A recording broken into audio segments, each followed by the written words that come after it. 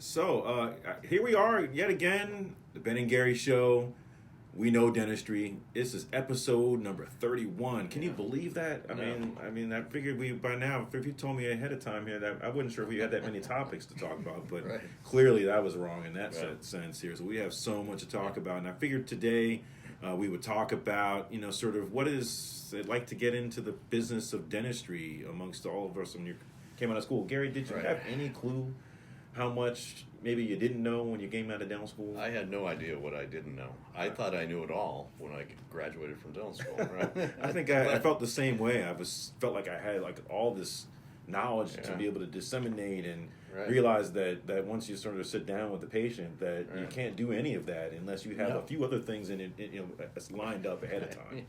And that part was pretty led down a whole path of a whole another set of education. Right, and part of that is the realization that you are running a business. Yeah.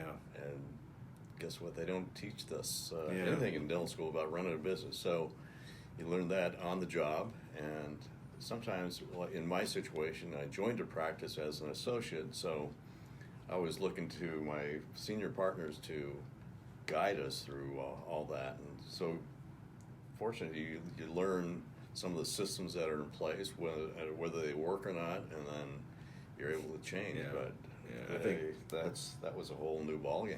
Yeah, I think several of us are doing this. I did the same thing with being able to join the practice as an associate, and it was straight out of my residency. And you come to the practice where you're very comfortable being able to treat patients when you're actually at the chair, but how do you even get them there in the first place? How do you manage people? How do you do any of these things? Oh yeah, by the way, you have to have malpractice insurance, and you haven't even bought a computer yet, and it's just there are many expenses that I just was unaware that we had to be concerned with, and so there's these kind of things that it's for us. I think both you and I, we joined the practice as associates and kind of moved ourselves up here, but that was an education process. Right.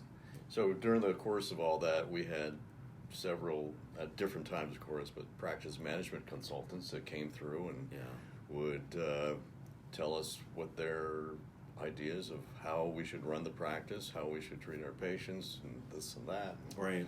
There was a whole gamut, whole program that we went through, how to market ourselves. Some of that was good, some of it was not so useful. Right. The only problem is we're not quite sure which half of it was not so useful and which half was so successful, and that is always kind of a challenge. And I think you definitely invest in that here, but there's quite a bit of it that you just have no idea if it really was good for you here. Right. So that's when I think we realized that we probably need a coach.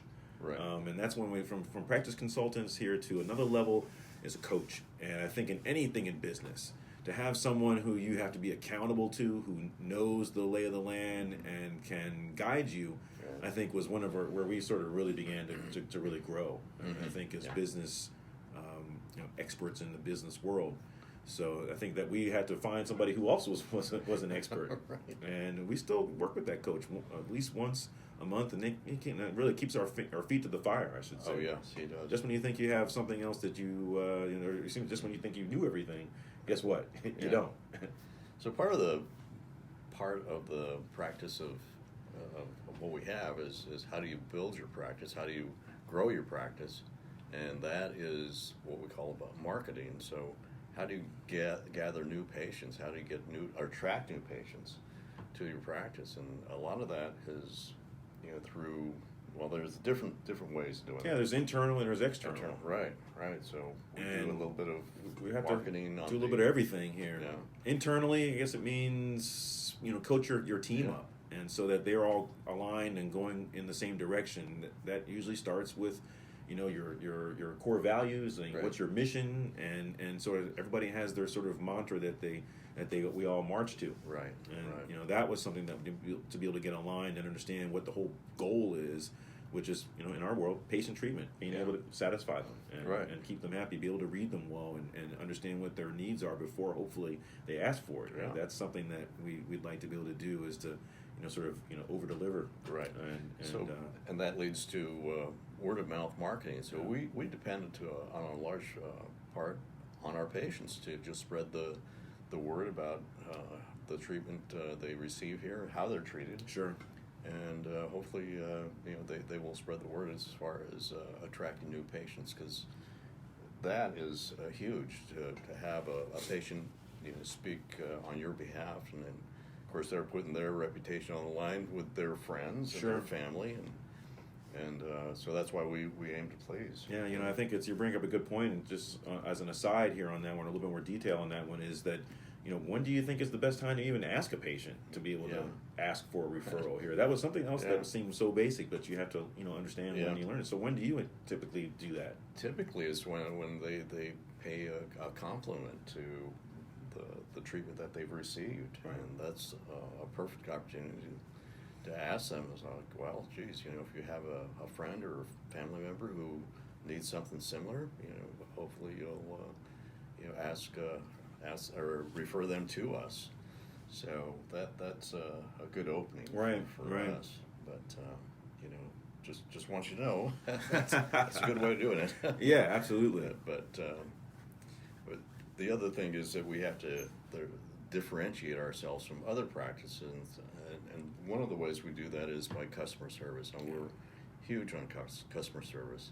We want to treat our patients very well and make sure that all their needs are met in a timely manner, and if they have any special requests, we'll bend over backwards to meet that.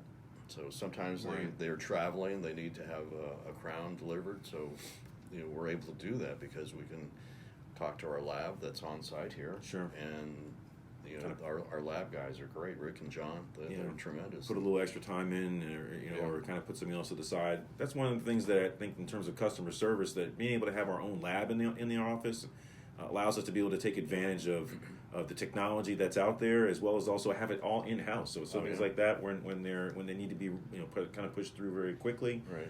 Having your own lab is an advantage to be able to do that. Right. So, and to piggyback on that, the other thing that we have is an excellent team. We have excellent support. Our front desk is great. They can field calls, they can answer questions, and they're very good about getting back to patients if they have a request or if they need something processed.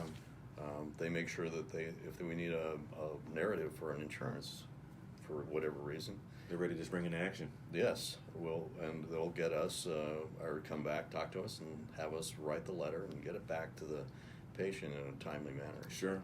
So all that just is geared towards being able to serve our patients. I think it's to a high level. I think it really sums it up, the fact that they just care. They care about the individuals that come through the door, and that makes individuals feel like they're invested. That makes other team members feel like they're invested in this process. That we're kind of going somewhere. That we're meeting our goals of our mission and our core values in the process. And that's something else we have to sort of educate ourselves and learn. We did not learn that in dental school at all. Right. That was just not there for us to even take advantage of. Yeah. And to add on to that, Ben and I have to be accountable to each other. So yeah, it's true. So we have to be very responsible partners, and so we take pride in that. So I think that's a little bit about kind of how we've built our practice. I hope that gives you some scaffolding to understand maybe what you need to go do in terms of education. And for any of those who are interested in learning more here, just send us your more questions and communicate with us. And this is the Ben and Gary Show, We Know Dentistry, episode 31. See you next time. All right. Bye-bye. Bye.